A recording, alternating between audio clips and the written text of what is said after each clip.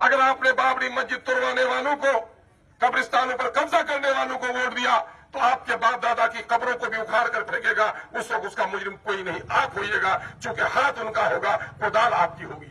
यकीन जानो, वोट नहीं है, ये तलवार है।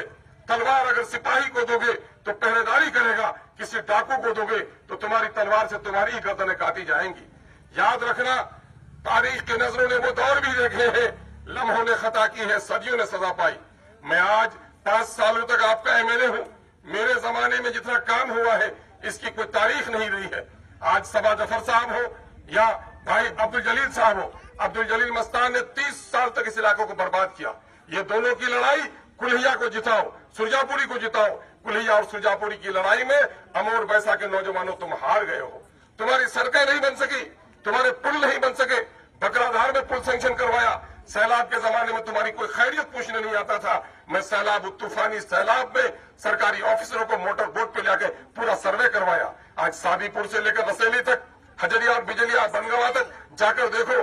कनकई में, मानंदा में और परमान में 32 करोड़ रुपए से हमने जो काम करवाया है वो अपनी नजीर आप है। रसेली और खारी का पुल 10 सालों से लटक रहा था। ये कह रहे कि मेरे चचा की हुकूमत है, बनवा न सका। 18 साल तक मंत्री रहा अब्दुल जलील मस्तान, बनवा न सका, और आज मैं उन दोनों पुलों का काम मुकम्मल करवा रहा हूं।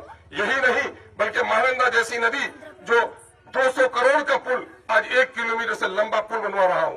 नौजवानों, बेटियों, बहनों और बुजुर्गों, तुम्हें फख्र होना चाहिए कि विधायक अमोर का जब असेंबली में बोलता है सब लोगों की दुम दब जाती है और हक की आवाज अख्तर ईमान बुलंदी के साथ बोलता है। आज बिहार के किसी भी हिस्से में मुसलमानों पर जुल्म हो, आवाज कांग्रेस के लोग नहीं उठाते, राजद के लोग नहीं उठाते, जदयू और भाजपा के लोग नहीं उठाते हैं।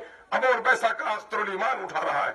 आपको मालूम होना चाहिए, 18 साल गुलनाज एक लड़की है जो वैशाली की, एक गैर मुस्लिम ने से कहा मैं शादी करूंगा। लड़की ने इनकार किया तो जलाकर मार डाला गया। किसी जालिम के मुंह पर आवाज नहीं उठी। अगर आवाज उठाया तो अमोर बैसा का आपका खादिम अख्तर ईमान उसके खिलाफ आवाज उठाया।